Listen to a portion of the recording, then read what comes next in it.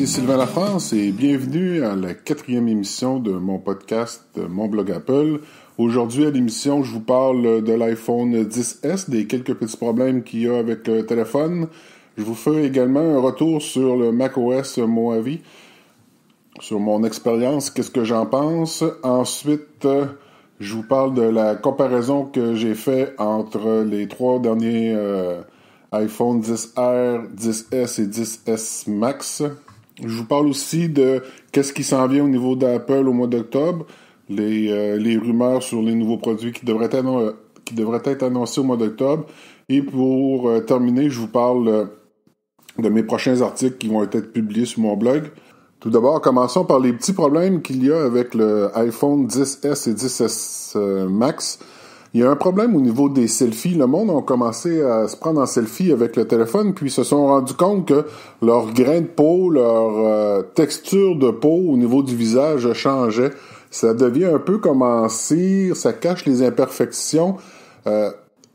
Au début, je trouvais ça rigolo parce que je me disais « Ah, le monde chiale parce qu'ils sont trop beaux. » Mais finalement, il y a vraiment une raison là, de critiquer le format le résultat du selfie parce que la peau, elle devient comme cireuse et c'est pas vraiment réaliste au niveau du grain de peau.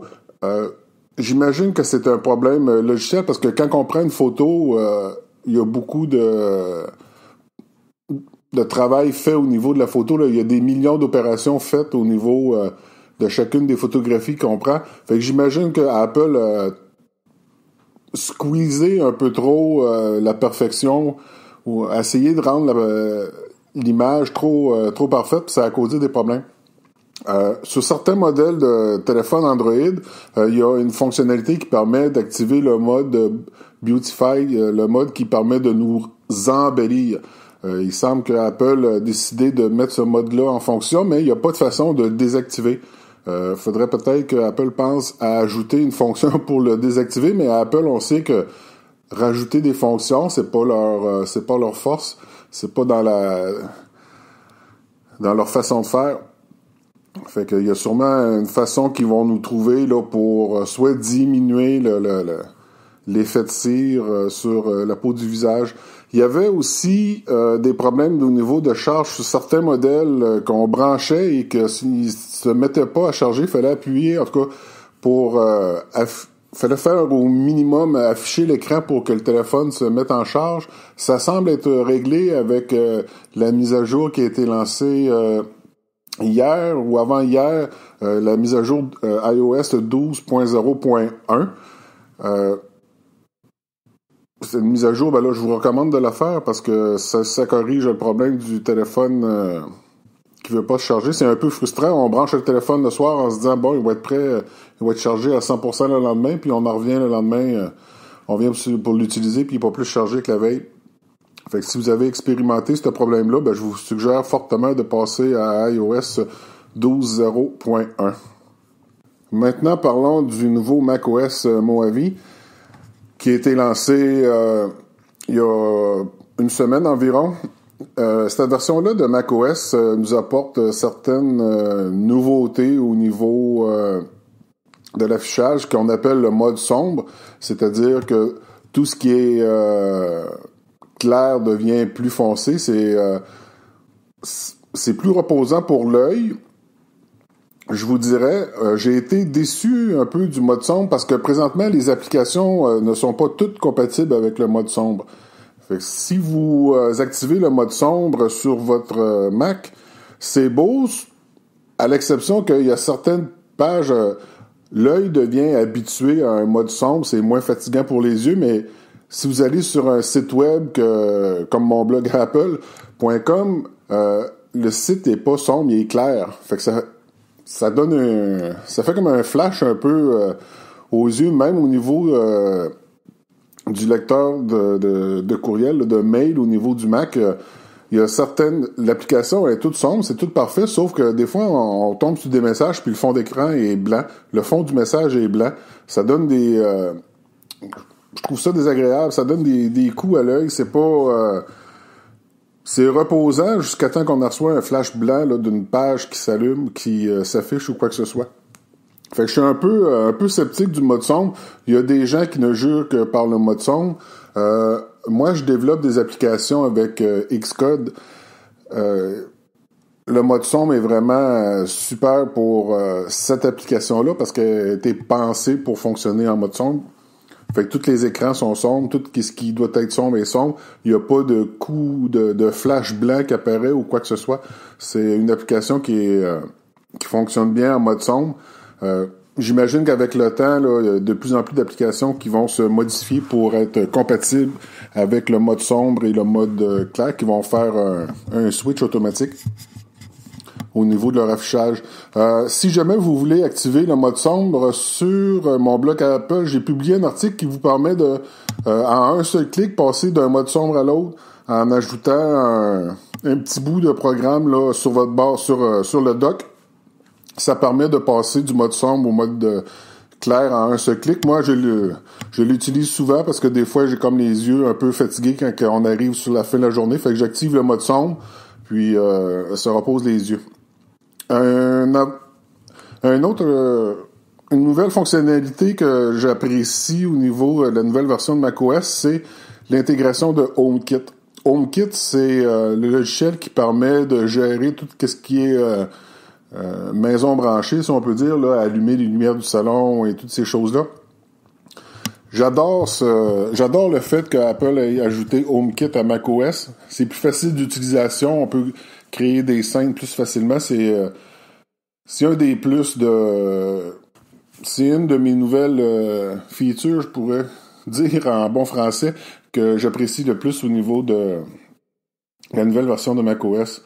Il y a aussi les piles sur le bureau. Je sais pas si vous êtes le genre de personne à avoir 10 000 fichiers sur votre bureau, mais maintenant, il y a une façon très simple de faire du classement. Classement un peu automatique. On active le mode pile sur le bureau. Et puis, chaque document, mettons vous avez plein de JPEG, tous les JPEG vont aller se coller ensemble, toutes les WAV vont aller se coller ensemble, tous les documents faits avec Page. Selon le format du document, ça crée des groupes de documents. C'est pratique si vous avez beaucoup de documents, si vous faites pas le ménage, mais moi je suis une personne que sur mon bureau, là, il y a absolument rien. Mon bureau est complètement vide. C'est tout dans des répertoires. Fait que, oui, c'est une belle nouveauté pour les personnes qui mettent beaucoup de documents sur son bureau. Pour ceux comme moi qui aiment un bureau vide, c'est pas une grosse nouveauté. Il y a les fonds d'écran aussi dynamiques là, qui s'ajustent de sombre à pâle selon l'heure et le type d'affichage qu'on a. Moi, je trouve ça bien. J'ai pas de difficulté avec ça, mais encore là, si mon bureau est vide, mon bureau est toujours caché aussi par une multitude de fenêtres. Fait que pour moi, là, il n'y a pas un gros avantage là, à passer à activer là, les fonds d'écran dynamiques. Autre chose au niveau de cette version de macOS, quand j'ai fait la mise à jour sur mon Mac, j'ai eu des problèmes. La mise à jour s'est faite, puis à un moment donné, l'écran est venu noir, puis il y avait comme une espèce de petit truc qui tournait en bas. Je l'ai laissé tourner pendant 2 heures, puis après 2 heures, je me suis dit c'est planté, ça fonctionne plus. Fait que j'ai fermé mon Mac, j'ai rallumé mon Mac, mais là, ça l'a redémarré, mais mon mot de passe pour me connecter fonctionnait plus, il n'y avait plus rien qui fonctionnait. J'étais un petit peu déçu de la mise à jour. Fait que j'ai dû complètement remonter mon Mac à neuf à partir d'un backup que j'avais heureusement fait avant d'effectuer la mise à jour, un backup avec Time Machine. Fait que j'ai pu restaurer mon Mac au complet et ensuite refaire une mise à jour, ce qui a fonctionné. Fait que là, mon Mac est complètement à la nouvelle version de macOS. Chose que j'ai remarqué, puis j'ai un petit peu de misère à m'expliquer, c'est que j'ai un disque de 128 GB, puis il me restait 35 GB de lousse à peu près sur mon disque.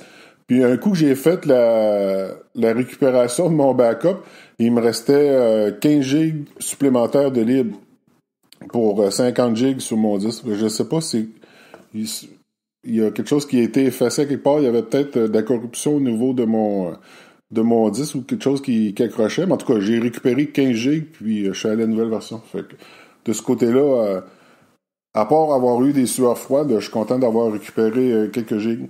Je vous dis, faites-le, la mise à jour, ça devrait bien aller dans votre cas. Ça vaut la peine de la faire, même si je suis pas une personne qui est enjouée par le mode sombre. Le HomeKit, ça vaut la peine. Les piles sur le bureau, si vous avez plusieurs documents, ça vaut la peine aussi. Puis les fonds d'écran, c'est libre à vous. Dans mon cas, ce qui m'a accroché le plus, ce que j'aime le plus, c'est HomeKit et partiellement le mode sombre. Fait que ça fait un peu le tour là, pour le Mac OS Mojave. C'est les choses que j'ai aimées le plus et les choses que j'ai aimées moins dans cette mise à jour. Au début de l'émission, je vous avais parlé que j'avais publié la comparaison entre les iPhone XR, XS et XS Max. Ce sont trois jolis appareils. Le XR se veut l'appareil de base, si je peux dire, avec seulement une caméra, mais qui permet de faire quand même des photos en mode portrait, mais moins de mode portrait. Je pense que c'est 2 ou 3 seulement qu'il y a comme mode portrait, mais c'est quand même avec une caméra. Il n'y a pas le 3D Touch sur le XR et c'est un écran LCD. Le XR, c'est un peu l'entrée de gamme, si on veut, là, de la nouvelle génération d'iPhone. Au niveau des iPhone 10S et 10S Max, ben eux autres, c'est le top modèle des iPhones chez Apple.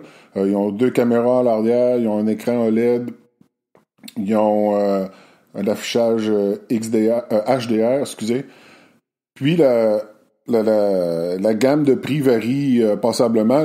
Juste pour vous donner une idée, le plus cher des téléphones, c'est le XS Max avec 512 GB de stockage, qui vaut 2000$, plus l'Apple Care Plus, si vous voulez le prendre, qui est 250$, plus les taxes. Ça revient quand même à un téléphone qui est aussi cher qu'un ordinateur.